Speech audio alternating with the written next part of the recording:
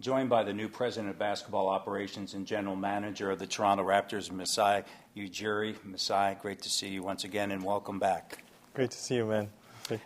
Let's talk about the transition time since the end of the season for you in Denver. Losing in the first round to Golden State. I know it didn't go the way that you wanted it to. Winning 57 games, franchise record. Winning the executive of the year in the NBA. And then all within a span of a month, here you are with the Toronto Raptors. It's been crazy. What a whirlwind. But it's a blessed situation to be in. I think I've left a class organization that really believed in me, and we had a good 3 years, which had some tough times and some really good times. And I hope I left it in a good place, and with respect to the Kroenke family, and being around Josh and a Hall of Fame coach and a young, exciting team. It was fun, but I never thought this would come. This would come about, but I thought it was something I wanted to do, and it felt right, and I'm happy and I'm humbled to be here. It's just going out there and seeing all these people and the support. I know, it's a big media market, but I feel there's good support, and I think we can create off that and build something here. So it's been phenomenal. When you look at basketball, there are many different styles that win, many different ways. Are you one that says, here is my style, here is my vision, or are you one that looks at a given situation and you then mold and adapt to what's there? I think it's both. Obviously, in my mind, there's a style you'd like to play, but it's not necessarily.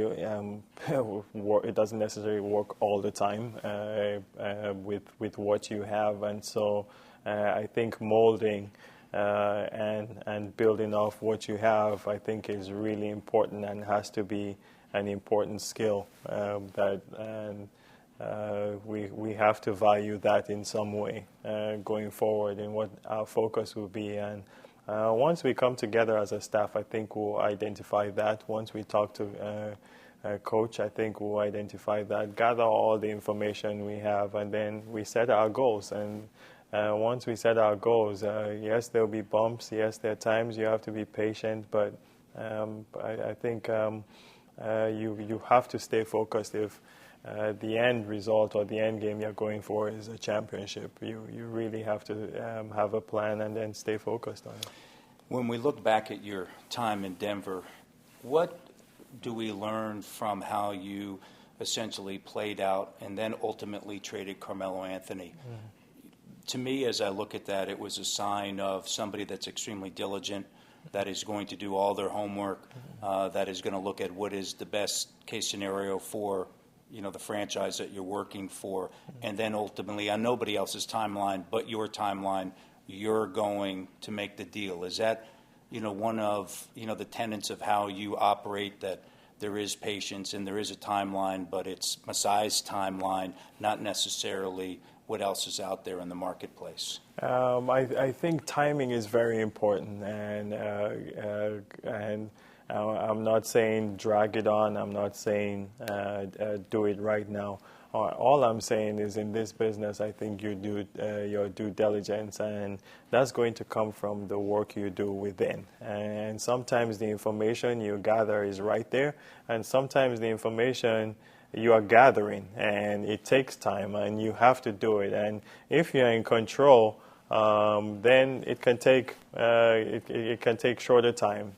Sometimes it takes longer, and we have to make that judgment in our positions and eventually make a decision. But for me, due diligence and getting all the necessary information you need is very, very important for me in this business, because you're investing. You're trying to put a product on the basketball court, and there's ownership to think about. There's all the other players to think about. There's your coach to think about. There's fans to think about. There's a business to think about. So, for me, it's not. You can't rush into those things, and that's kind of sometimes frustrating, But I think at the end of the day, and there are times you have to act fast and do things quick. I understand that, but I'm going to study the situation to the best of my knowledge. You've been here before, and what did you learn in your time here before that you think is going to help you now as you lay out the plan for attack, as you talked about upstairs at your press conference? Well, the knowing the environment is very important, and I know the environment. I know the people. I know the landscape. I know the fans. I know the market, and I've studied it while I was here and experienced it, and I think that's big.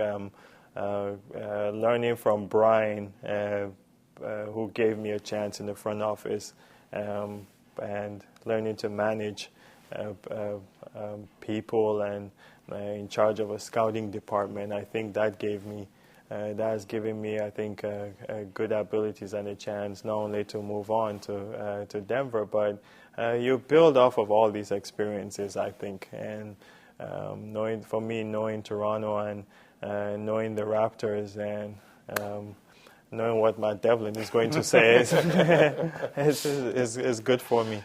Well, when you look at the journey that you've been on in your basketball career, I want to go back to being in Africa, being in that continent, what it now represents to you, and what it means to you, and to be a general manager, the first from Africa here in the NBA, a pioneer in that regard. Can you kind of take us through that journey? Because it truly is amazing, fascinating, and a remarkable story. Well, for me, even coming out there today, it's so humbling, from where I come from, and I honestly represent a continent where I have no other choice to be successful, because I carry a huge burden on me to help people over there, and growing up over there was phenomenal for me, and to be exposed to basketball and what basketball has given me, I totally respect the game and love it to death, and it's something that has given me this opportunity. I mean, look at what I just signed to come here for. I have to help other people because I have been helped to be here, and not many people are going to give that opportunity. I can give that opportunity to someone else, because I don't want to be the only African general manager in the NBA. I want there to be more. I want there to be more kids that do what I do. I want there to be more kids be successful in basketball, and the journey has just been phenomenal for me, but all the people along the way that have helped, and the platform the NBA, David and Adam, gave to me with Basketball Without Borders and Kim Bahoney, it for me is phenomenal, and helped me kind of elevate even my thinking of some of the things that I could do there. So I'm humbled. I can't express it, and it's the part of me that feels emotional, and it's the part of me that feels pressure in a great way. Because ultimately, it's not about the 15 players here. For you, it actually represents a lot more players because of all the work that you've done with Basketball, Without Borders, and obviously the work that you're going to continue to do there in Africa. No question. And when I took Chris Bosh or Marcus Camby or Dwight Howard or any of those guys, Luol Deng or those guys to Basketball Without Borders, and you get 100 African kids in camp, and then you take one of these stars to go wake them up in the morning, and they look and they see who's waking them up in camp, and they go crazy, and that changes their life some, and so now I'm humbled, and this is a huge opportunity. Come full circle, and here you are in Toronto, and the goal is to win a championship. There are many different ways to get there. At the end of the day, when you start putting that together, is that ultimately every day that's going to drive you? Is that Larry O'Brien trophy? No question. For me, it's not the playoffs. It's not to get in. It's easy to figure out a playoff team if that's your goal. But the ultimate goal is to build a championship. You want to be able to compete for the Larry O'Brien trophy, and I feel sometimes it might take time. Like it might take. We might take some punches in the nose, and that's what we'll do. Whatever when we set up our plan and gather all our information, we'll figure out the best way to get there, and we'll attack it. It's the only way and the only prize in basketball, I think, that should be a focus for us as a basketball team.